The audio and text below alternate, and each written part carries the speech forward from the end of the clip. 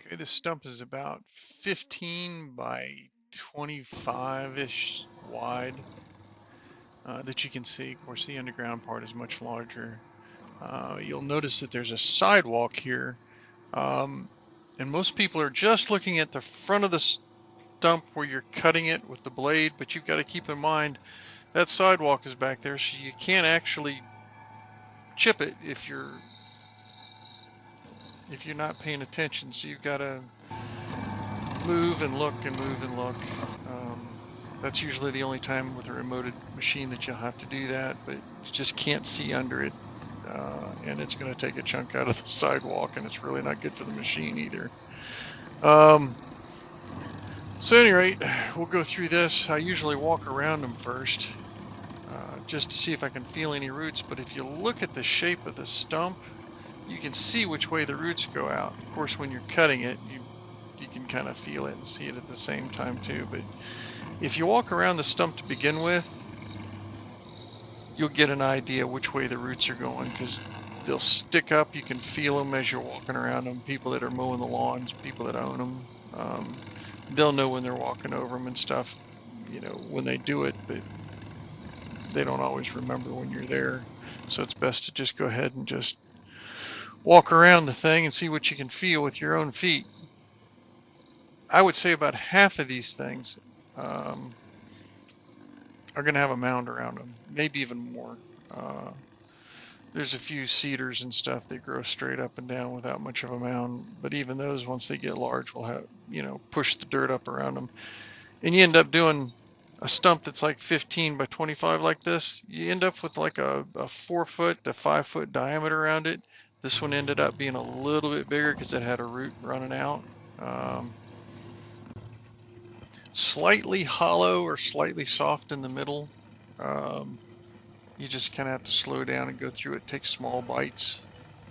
You can hear it cut and then go to a vacant area and then cut again.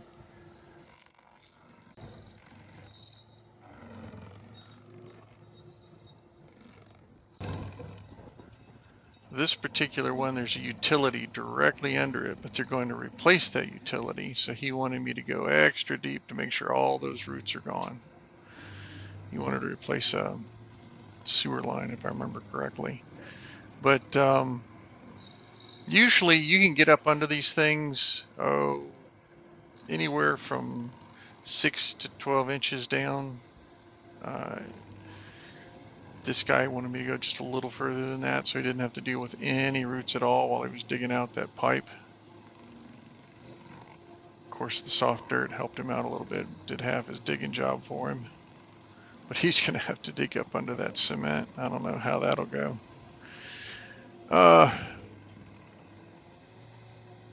If you start at the top, you just take an inch bite, move your way down, take another inch bite, move your way down, take another inch bite.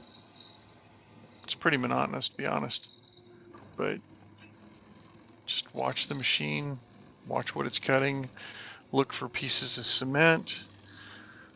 People love to lean things up against trees. I've probably talked about this a few times, but you're going to find bricks, you're going to find river rock, which is like hard as diamonds almost, but it's definitely going to do some damage to the teeth if you start hitting the river rock. And it'll depend on the type of the tree and the tree location whether things are leaning up against it. If it's in a backyard or something like that, it's more likely to have something leaned up against it.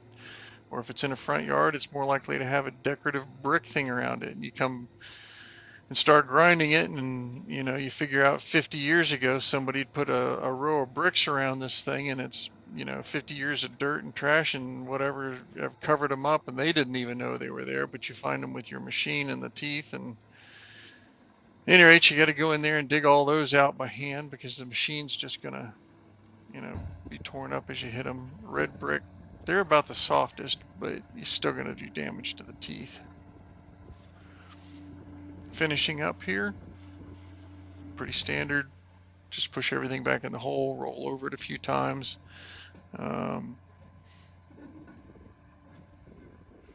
Just smooth it over. Use the weight of the machine to compact it in there. A lot of times these people will have to come back and put dirt in the hole. This one smoothed out real fine. Shouldn't be a problem.